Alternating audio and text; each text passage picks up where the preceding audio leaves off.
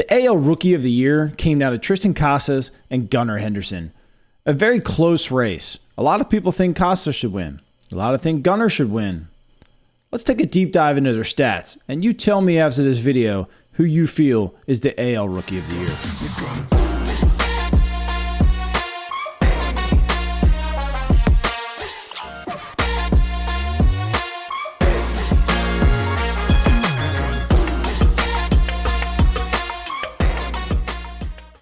So both of these guys had absolutely fantastic seasons, playing in the best division in baseball this season. Both guys hit above 255 this year in their first big league season. They both hit over 25 home runs, and they both drove in over 60 runs.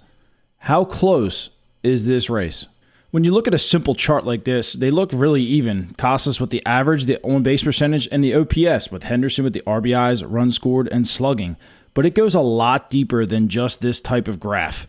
Let's take a look at baseball's new favorite stat, the wins above replacement. So baseballprojection.com kind of came up with this new cool stat, right, that everybody seems to follow nowadays called the WAR, wins above replacement.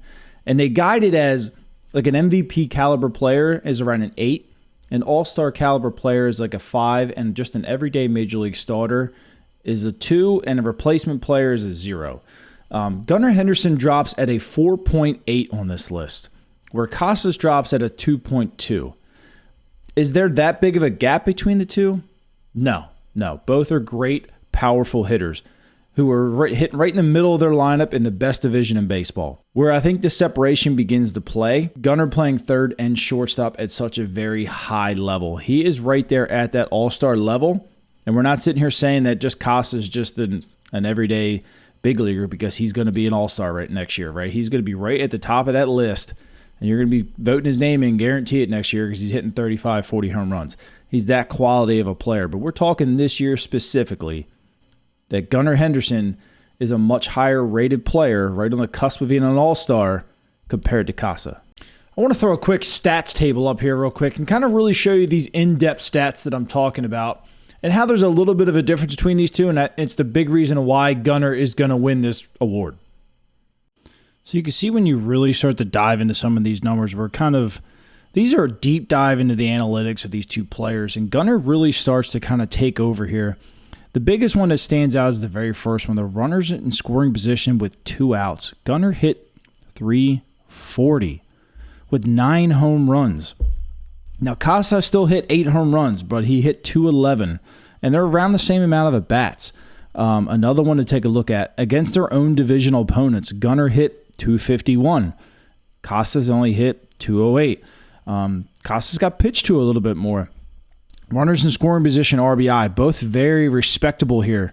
Gunnar with 59, Casas with 43. Gunnar had more strikeouts. Casas definitely worked the counts more.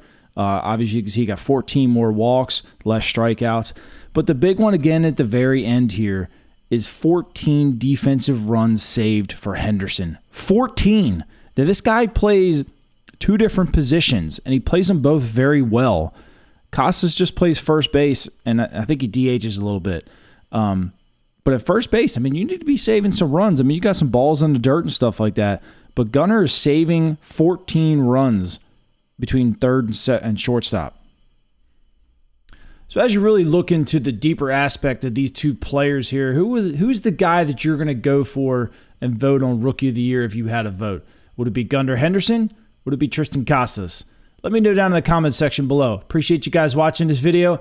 I'll catch you guys in the next one.